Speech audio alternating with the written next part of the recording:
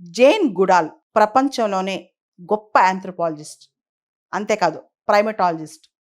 మనుషులకి, యానిమల్స్‌కి పెద్ద తేడా లేదని చెప్పిన వ్యక్తి. అంటే యానిమల్ కింగ్డమ్, హ్యూమన్ లైఫ్‌లో పెద్ద ఇంటరప్షన్స్ ఉండవు. 2 ఒకటే. ఒకదాని నుంచి ఇంకోటి ఎవాల్వ్ అయ్యాయని చెప్పిన వ్యక్తి అనమాట. దాదాపు ఆవిడ జీవితం మొత్తం కూడా చింపాంజీస్ కోసం కృషి చేశారు. ఆవిడ రీసెంట్‌గా చనిపోయారు. జేన్ గుడాల్ బేసికల్‌గా బ్రిటిష్ సిటిజన్ అనమాట. 1934లో పుట్టారు. ఆవిడ చైల్డ్‌హుడ్ మొత్తం, బాల్యం మొత్తం చిన్నప్పటి నుంచి కూడా ఏ చిన్న యానిమల్‌ని చూసినా, ఈవెన్ యానిమల్ టాయ్‌ని చూసినా చాలా అట్రాక్ట్ అయ్యేవాళ్ళంట.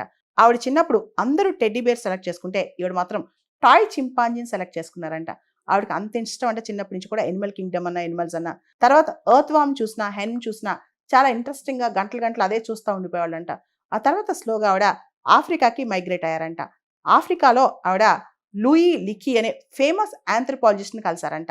ఆయన ఈవిడ ఇంట్రెస్ట్‌ని చూసారు. ఈవిడ పక్షుల పట్ల, జంతువుల పట్ల, ఇతర జీవుల పట్ల, మూగజీవుల పట్ల ఇంట్రెస్ట్ చూసి ప్రైమటాలజీకి ఇంట్రడ్యూస్ చేశారంట. దాంతో ఈవిడ స్లోగా ప్రైమటాలజీకి అట్రాక్ట్ అయ్యి చాలా పక్షుల్ని, జంతువుల్ని స్టడీ చేయడం స్టార్ట్ చేశారు. ఆ క్రమంలోనే జేన్ గుడాల్ గాంబే నేషనల్ పార్క్ టాంజానియాలో ఉండిపోయారు. ఎన్ని సంవత్సరాలు ఉన్నారు తెలుసా? 1, 2 కాదు.